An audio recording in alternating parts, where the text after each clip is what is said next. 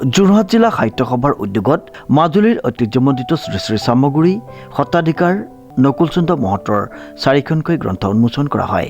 যোৰহাট জিলা সাহিত্য সভাৰ ডাক্তৰ নবীন চন্দ্ৰ বৰদলৈ স্মৃতি সদনত অনুষ্ঠিত হোৱা উক্ত গ্ৰন্থ উন্মোচনী সভাত সভাপতিত্ব কৰে জিলা সাহিত্য সভাৰ সভাপতি মহেন্দ্ৰনাথ হাজৰিকাই। কেইবাগৰাকীও বিশিষ্ট ব্যক্তিৰ উপস্থিতিত নকুল চন্দ্ৰ মহন্তৰ পৰমাৰ্থিক তত্ত্ব গীতামৃত পুথিখন উন্মোচন কৰে জগন্নাথ বৰুৱা মহাবিদ্যালয়ৰ অৱসৰপ্ৰাপ্ত অধ্যক্ষ ডক্টৰ অঞ্জনা চলিহাই। ৰাইজক প্ৰকাশ কৰিলে বেছি মই ভাল পাওঁ। এইবিলাক মই আগৰ পৰা মই লিখি আছিলোঁ, কিন্তু এতিয়া মই এইবিলাক লিখিবলৈ মোৰ অসমৰ্থ হ'লোঁ। মই হাত কাপোৰে মনবিলাক ঠিক নহয়, এতিয়া মই চব এৰি দিলোঁ। ক'ব নোৱাৰোঁ কথাবিলাক, কথা কওঁতেই মোৰ চব ভুল হৈ যায়, পাহৰি যাওঁ কথাবিলাক।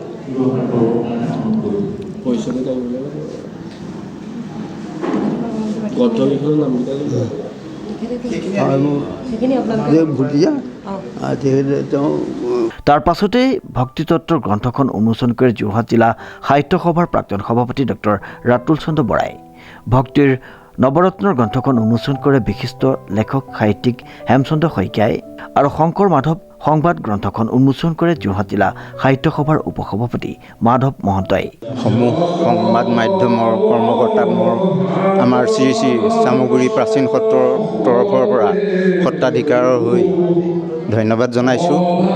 আজি এই যোৰহাটৰ যি অসম সাহিত্য সভাৰ মূল কাৰ্যালয়, এই কাৰ্যালয়ত আমাৰ চামগুৰি প্ৰাচীন সত্ৰৰ বৰ্তমানৰ সত্ৰাধিকাৰ শ্ৰী শ্ৰী নকুল চন্দ্ৰ মহন্ত আটাই 4খন অতি পৰমাৰ্থিক গ্ৰন্থ ইয়াতে প্ৰকাশ কৰি উলিয়াইছে।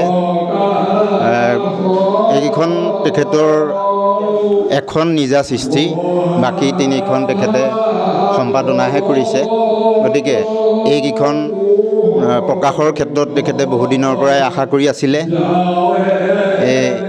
এই ক্ষেত্ৰত আমাৰ মাজুলী চামগুৰিৰ সত্ৰৰ নিকটৱৰ্তী চামগুৰি গাঁৱৰ শ্ৰীমান প্ৰশান্ত ভৰালীয়ে এই ক্ষেত্ৰত আগভাগ লৈ এই পুথিকেইখন সমূহ ৰাইজৰ হাতত অৰ্পণ কৰাইছে। গতিকে আৰু তেখেতৰ যি দীঘলীয়া বহুদিনৰ পৰা ভাবি থকা যি মনৰ কামনা আশা, সেইখিনি আজি সাফল্যমণ্ডিত হৈছে। তাৰ কাৰণে তেখেতৰ হৈ আমি প্ৰশান্ত ভৰালী তথা আজি এই অনুষ্ঠান আয়োজন কৰা সাহিত্য সভাৰ সমূহ কৰ্মকৰ্তাক আমি ধন্যবাদ জনাইছোঁ। উক্ত সভাখনত উপস্থিত থাকে গ্ৰন্থখনৰ প্ৰকাশক শিক্ষক প্ৰশান্ত ভৰালী আৰু প্ৰগতি মহন্ত। লগতে উপস্থিত থাকে মাজুলীৰ শ্ৰী শ্ৰী প্ৰাচীন চামগুৰি সত্ৰৰ ডেকা সত্ৰীয়া মুখাশিল্পকাৰ ভৰত মহন্ত, কাঠবাপু সত্ৰৰ সত্ৰাধিকাৰ প্ৰভাত চন্দ্ৰ মহন্ত, মাজুলীৰ অৱসৰপ্ৰাপ্ত শিক্ষক হেম ভৰালী। সভাখনত আঁত ধৰি শলাগৰ শৰাই আগবঢ়াই সভাত উপস্থিত সকলোকে ধন্যবাদ আৰু কৃতজ্ঞতা জ্ঞাপন কৰে যোৰহাট জিলা সাহিত্য সভাৰ সম্পাদিকা মিতালী শইকীয়াই।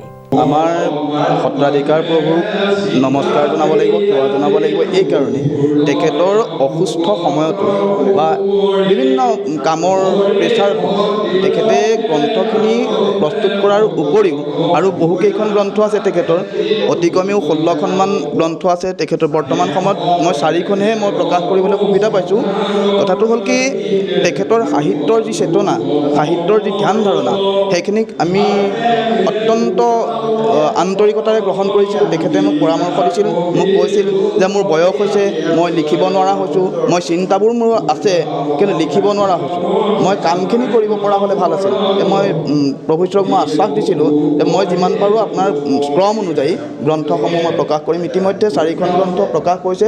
মাজুলী প্ৰেছে 4খন গ্ৰন্থ প্ৰকাশ কৰিলে আৰু 2খন গ্ৰন্থ তেখেতৰ তাতে আমাৰ প্ৰকাশৰ কাম চলি আছে। সেই 2খন গ্ৰন্থও অতি অমূল্য গ্ৰন্থ। এখন মহাভাৰতীয় সাংস্কৃতিক জীৱন আৰু মানৱতাবাদ, আৰু এখন আছে ভাগৱতৰ 10ম স্কন্ধক কেন্দ্ৰ কৰি তেখেতে খুব সাৱলীলভাৱে সকলোৱে বুজিব পৰাকৈ ভকতি, ভকত, ভগৱন্ত তত্ত্ব মানে পৰমাৰ্থিক সকলোবিলাক তেখেতে তাত বিশ্লেষণ কৰিছে। খুব সুন্দৰ গ্ৰন্থ হ'ব। আজি যি 4খন গ্ৰন্থ উন্মোচন কৰা হৈছে মই অত্যন্ত সুখ অনুভৱ কৰিছোঁ আৰু লগতে যোৰহাট জিলা সাহিত্য সভাক মই অন্তৰৰ গভীৰতম কোণৰ পৰা ধন্যবাদ জ্ঞাপন কৰিছোঁ। তেখেতসকলে আজি আমাক সুবিধা দিছে, এখন মঞ্চ দিছে। আজি যি 4খন গ্ৰন্থ অতি অমূল্য গ্ৰন্থ, মই আমাৰ পাঠকসকলক, শুভাকাংক্ষীসকলক এই 4খন গ্ৰন্থ মই পাবৰ কাৰণে, অধ্যয়ন কৰিবৰ কাৰণে মই পৰৱৰ্তী অনুৰোধ জনাইছোঁ। এইকাৰণেই বৰ্তমান সাম্প্ৰতিক সময়ত গুৰু আৰু শিষ্যৰ মাজত যিটো প্ৰভেদ আহিছে, যিখিনি সমস্যা আহিছে, গুৰুৱে শিষ্যক নমনা, শিষ্যই গুৰুক নমনা, এই সকলোবিলাক কথা শংকৰ মাধৱ সংবাদ আৰু ভক্তিতত্ত্ব ইয়াৰ মাজেদি সকলোৱে জানিব পাৰিব। বিশেষকৈ যুৱ প্ৰজন্মই এই গ্ৰন্থসমূহ অধ্যয়ন কৰিবৰ সময় হ'ল, অধ্যয়ন কৰাটো উচিত, সমীচীন। এইকাৰণে আমাৰ সমাজখনক উচ্ছৃংখল কৰি ৰাখিবৰ কাৰণে, উচ্ছৃংখল যিটো পৰিৱেশ সেইবোৰক আঁতৰাই ৰাখিবৰ কাৰণে কিন্তু এইসমূহ গ্ৰন্থ বৰ্তমান সময়ত অতীৱ প্ৰয়োজন। ধন্যবাদ। শ্ৰীমন্ত মাধৱ বৰুৱাৰ ৰিপৰ্ট, নিউজ নাও।